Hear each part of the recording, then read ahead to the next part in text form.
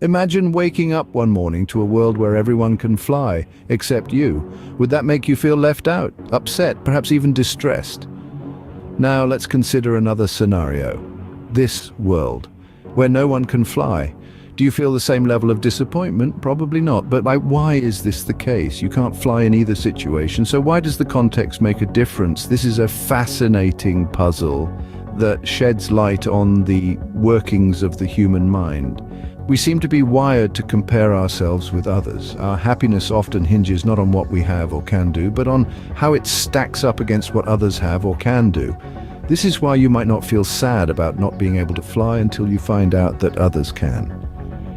There's a term for this in psychology, relative deprivation. It's the idea that our sense of satisfaction is determined not by what we have in absolute terms, but how it compares to others, or to what we believe we deserve. It's a powerful force that underlies much of our motivation, ambition, and even our sense of justice. But let's consider the implications of this tendency. The constant comparison with others can lead us to overlook our own blessings. We're living in an era of unprecedented comfort and convenience. The poorest individuals today often live better lives than the richest individuals from a century ago. Yet we find it hard to appreciate this progress.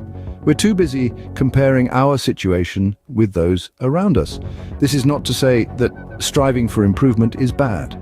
On the contrary, it's an essential part of human nature, but it's worth asking, is there a point where this desire for more becomes detrimental? Is there a point where our increasing comfort and convenience make us too soft, too quick to feel stressed and upset? This is a complex issue with no easy answers. But perhaps one thing we can do is to train our minds to focus more on what we have, rather than what we don't. To appreciate our abilities and achievements without comparing them to others. To strive for improvement, but not at the cost of our peace of mind. In conclusion, it's human nature to compare ourselves with others. It's what drives us to improve, to strive for more, but it can also make us unhappy, ungrateful, and stressed.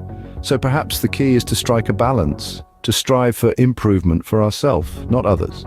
To understand that it's okay not being able to fly even if everyone else can. Because in the end, our happiness should not be determined by what others can do, but by what we can do.